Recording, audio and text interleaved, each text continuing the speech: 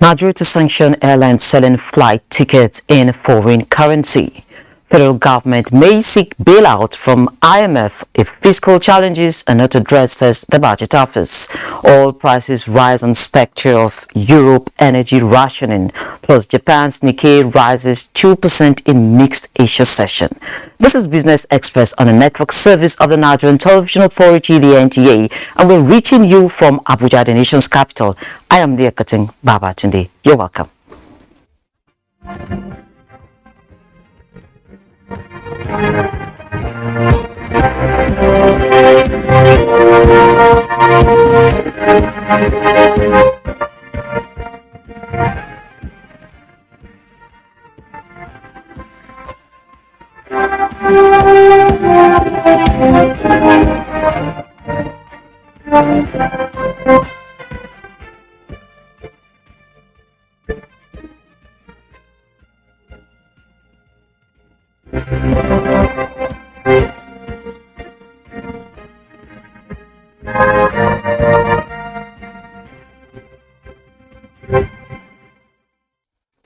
Now let's begin the business of the day by informing you that the federal government has threatened to sanction any airline that refuses to accept the naira for air tickets in the country, describing the reported preference for dollars as a violation of the nation's laws. The Minister of Aviation, Hadi Sirika, issued a threat at a media briefing after the meeting of the Federal Executive Council in Abuja.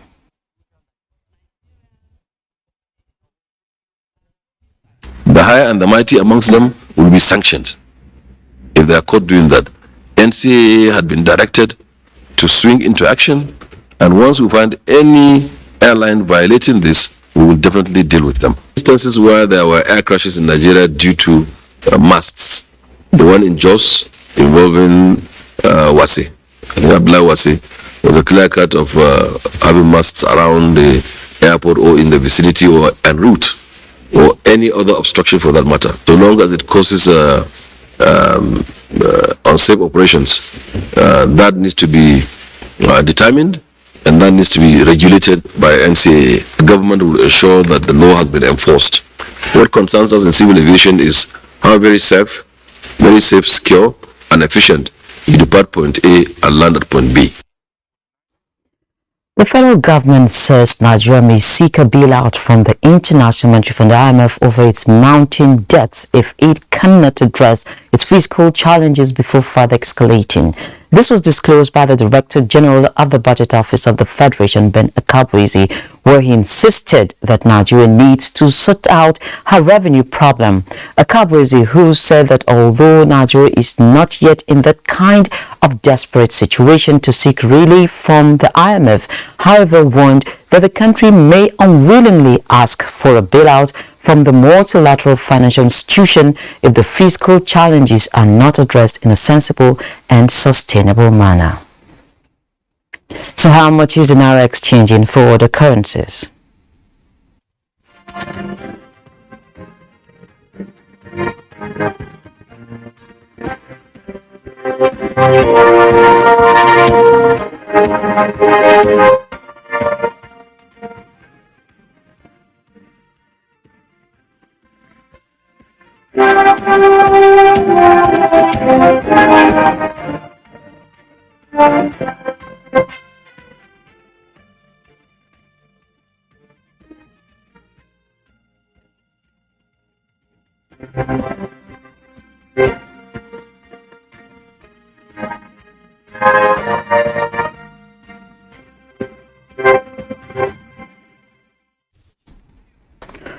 Today, e-commerce is providing opportunities for young Nigerians as recent reports continue to show the growth in digital economy. And to have an assessment of the performance of that particular sector as well as prospects for growth in an investment is an investment facilitator, Kolawole Kehinde, who is with me in the studio here in Abuja. Good morning. Hello, good morning. It's glad to be here too. Glad to have you here too. Thank you so much. We also have joining us virtually Silas Chukwuma Umekwe, who is an online business consultant and life coach who joins us, as you can see him out there. You're welcome, Silas. Thank you very much. Thank you very much. Okay, fantastic. Perhaps let's start with you, Mr. Kolawole. Can you give us some perspectives when we say the e-commerce subsector is doing so well? Can you give us an insight to that? Okay, thank you very much, and glad to be here once again. If you look at the trajectory of the e-commerce business starting from 2005, we started with the business to consumer. I'm sure you heard about eBay and all of that, where people have to bid for products and all of that. I'm sure you will have done it at some point or other. Another thing was that, but now we've had an ecosystem whereby people like you and I now have presence online. That means we have our websites, we have our blogs, we have our payment systems, and we recently learned about e-lending, e-finance, e-merchandise, and all of that. So the ecosystem has expanded so much. Now we're looking at a growth rate of 14% in 2019 to 17%, and you look at an average spend of $13 billion per year. That shows how much Nigerians spend on e-commerce as a whole. Then looking at what the Minister of Industry, Trade and Investment and the other stakeholders in e-commerce, and talked about some days ago, they're trying to make sure that it extends to about $75 billion.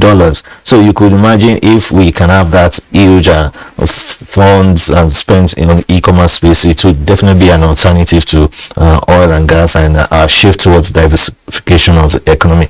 Now, talking about e-commerce as a whole, it's commerce that is electronic. So that's just breaking it down. And what kind of business are we talking about? Talking about merchandise, we're talking about sales of services, and also transactions. So of course the banking system had latched on that, but we are all about new businesses. We talk about new companies that are springing up. They are becoming internet service providers. You have Amazon. I'm sure you have Amazon, and you have quite a whole lot of them.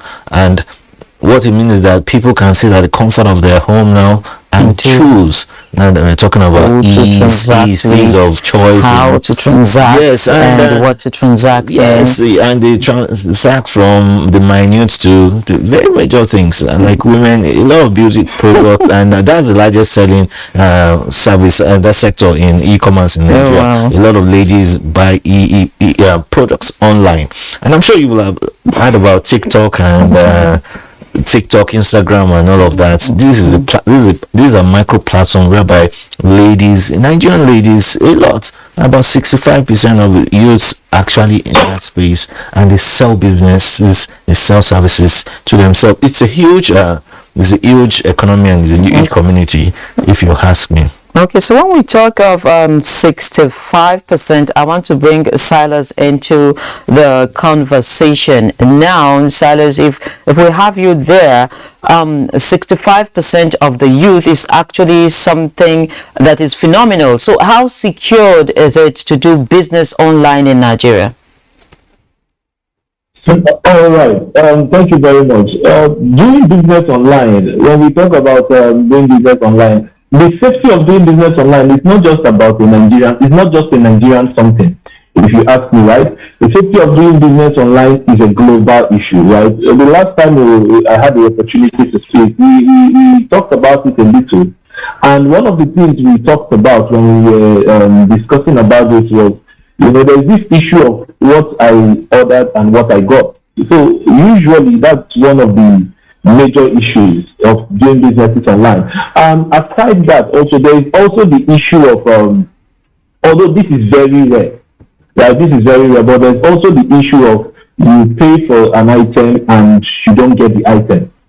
And usually when you do businesses on all these social media, like my brother was talking about doing e-commerces on Instagram, TikTok, and the rest of them. So I know a lot of people, or I know some people that have purchased stuff online, especially on e-commerce and the rest, and the items don't get delivered at all. So it's just a senior level of Yahoo, so it's just one of those things. So there is actually some level of insecurity as regards doing businesses online. So there has to be some form of check. And one of the reasons why these things keep going on is because when it happens, nobody does anything about it. There is no system, there's nothing in place to check most of these things. That's why you see repeated offenders. People keep doing these things over and over again. So there's actually a risk doing business online.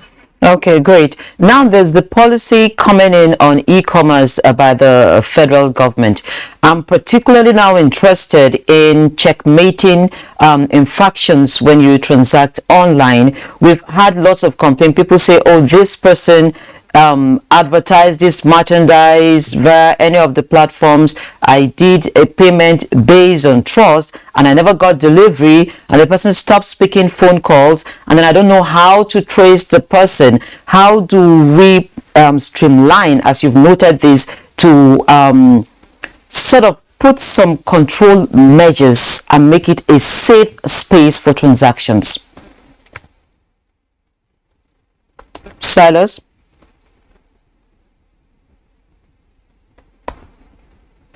Okay, I think we're having some connections problems with Silas, so I'll pose that question to you. You heard Silas. Okay, as up till now, from the time I told you about the e-commerce bills, there are about 11 of them that are actually at the National Assembly as we speak. But as at today, the only one we have is about cybercrime. That's not really dovetailed to e-commerce. And of course, I also learned that you were talking about the e-commerce policy. It's still a policy that the Ministry of Investment, Trade and Investment, that means it's still at the level of policy. And until we need to now really bring it out and fast track the bills that would inhibits fraud and inhibits false representation and also checkmate activities of shady and unscrupulous elements. But already we have some form of measure. We talk about the BVN, the NIN and all of that, and that should be standard operating protocols for these businesses. If you look at the micro blogging platforms, some of them, the ease of registration is so lax, and that gives even anonymous registration. So if somebody is anonymous, you know that it will be difficult to track the person, and that was why probably the federal government saw the need to actually make this mandate this microblogging, these social media platforms to situate their offices in Nigeria, so they could have where to track and who to hold responsible. And until the federal government starts to take these people responsible, they would not really do a whole lot about it. And most of these platforms, they all thrive on volume, numbers, and all of that. I'm sure you heard about the legal battle between Elon Musk and Twitter, and the guy is saying, I want to know the actual number of fake users or unregistered users, so I will know how much I'm actually investing in this. And this it's some of the things, it's a huge investment, and the logistics that happen between search, purchase, pay and deliver. You are looking at different units. You talk about accounting, financing, management, logistics, customer service, and all of that all in one, and this comes in an instant. I want to pursue that. I'm told that Silas is back on now. Silas, do we have you back? Glad to have you back. Particularly, what should policymakers be looking out for when we're talking about the e-policy that is coming up, in terms of securing the investments, in terms of securing consumers of e-commerce merchandise? All right. So one of the things we should be looking at is compliance. right? There should be some form of terms of service before you can run an e-commerce business. There should be some form of terms of service. Now, I've been in the digital space for quite a while, over a decade, and one of the things I found out is there is also an aspect of what we call it identity theft, right? Because most of these e-commerce sites will require that you put in your card details, you put in your name, your full details, and all of them, especially if you're trying to pay with your business card. So there is also the risk of identity theft. So companies, websites, some of the laws that should be put in place in some of the policies is also privacy policy. It's also privacy policy. I believe some years ago, Facebook was brought to the Senate in the US because of these same issues. They sell users' information to the highest bidders, so those people can use it to market their items. So privacy policies is one of the things that should be looked at. Also, we should also look at returns and exchange policy. Now, is there a policy that if I buy an item then I'm not comfortable with it, it's who takes the loss? Do I just say, okay, let me just lick my wounds and take the loss, or is the company supposed to pay? So all these policies should be targeted at around this area. Then also there should be shipping policy. If the item, this is a whole. Oh, we've lost him again. So he's just brought up something that is quite vital. The case of what I ordered versus what I got. I'm sure you will have seen a whole lot of pictures on what I ordered, what I got, and all of that. But the behemoths in e-commerce in Nigeria, we're talking about Konga, Jumia, they already have return policies. I bought goods once. There are caveats. If you purchase and you know that this good is not good, you have a return policy. They'll pay you, and it's been working fantastically well. Now for small businesses, we're not talking about SMEs, we're talking about youths.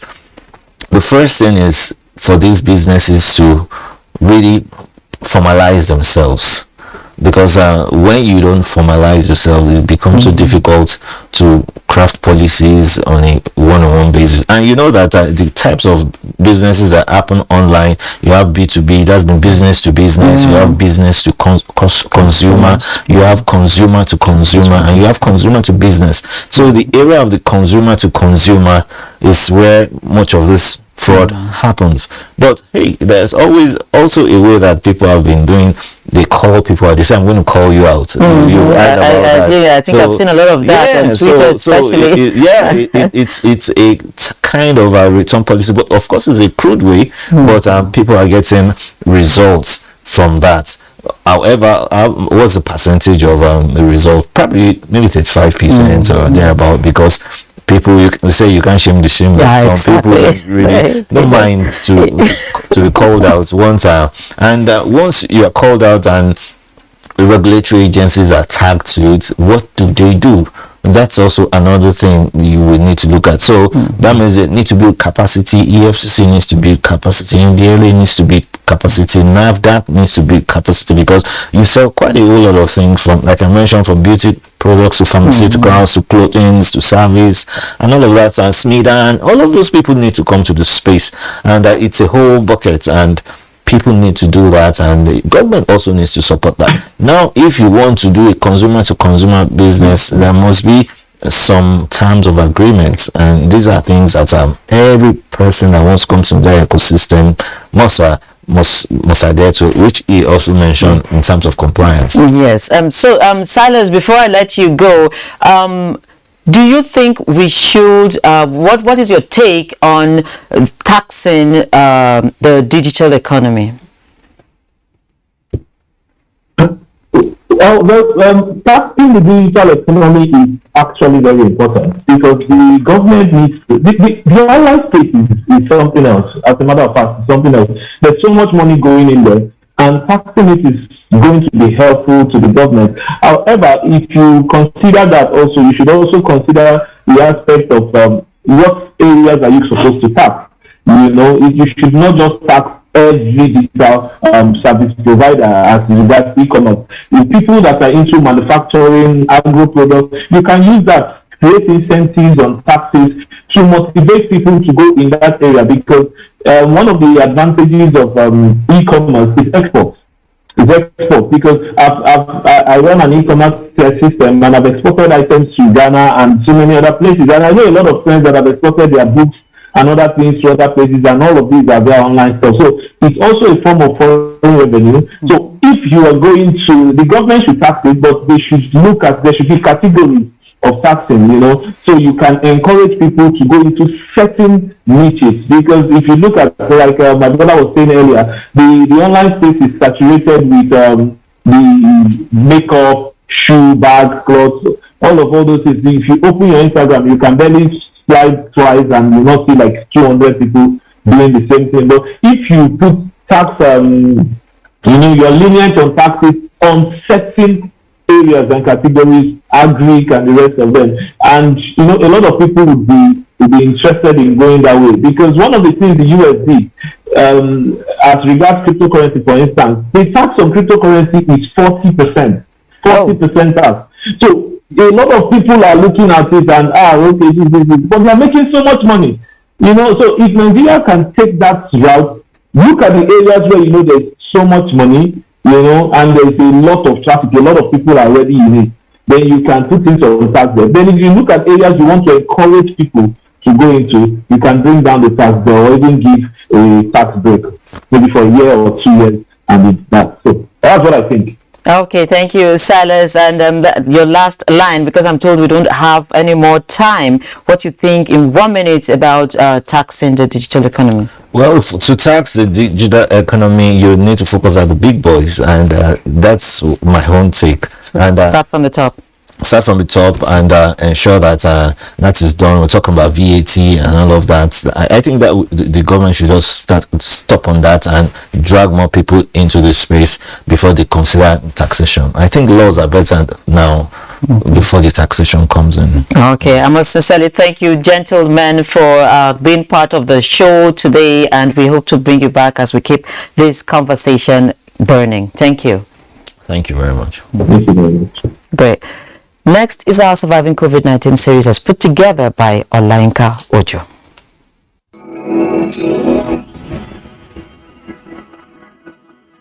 Surviving COVID-19 series is brought to you in partnership with the Central Bank of Nigeria.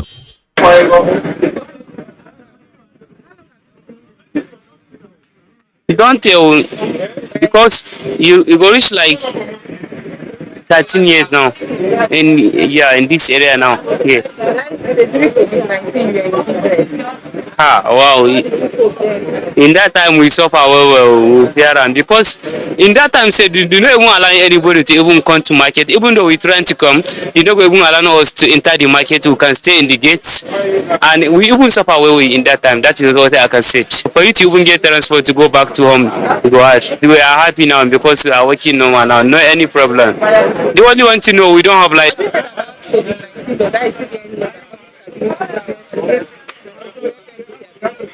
Yeah, so it's true. If the government can help us, we like so that we can even buy some things. The example of this phone screen now, the area we are now, you would like to get screen, but if you get them, you must go to Use Market, or you can go to Maraba Hat Plaza to get it. So example now, if the government can help us with money, we can go Lagos and buy screen, one and keep it, so that if any customer come, we can just carry the screen and pitch the screen to them.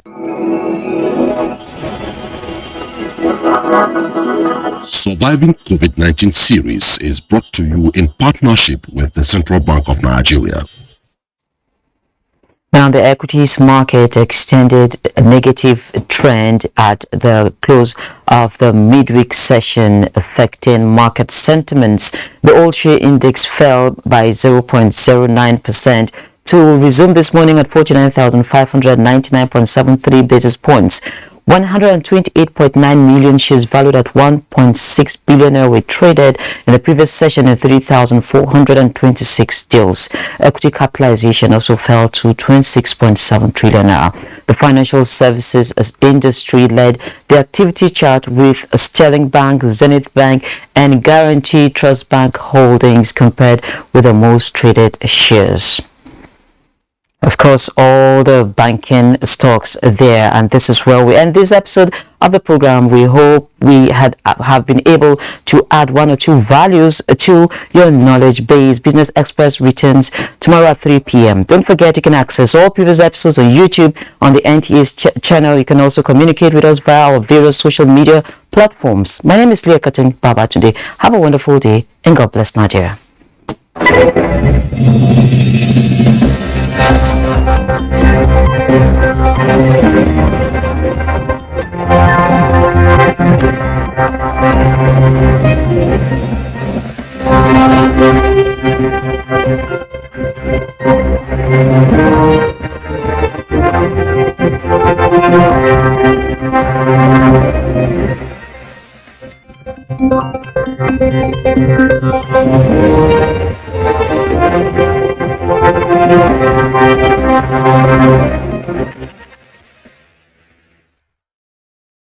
Social media as a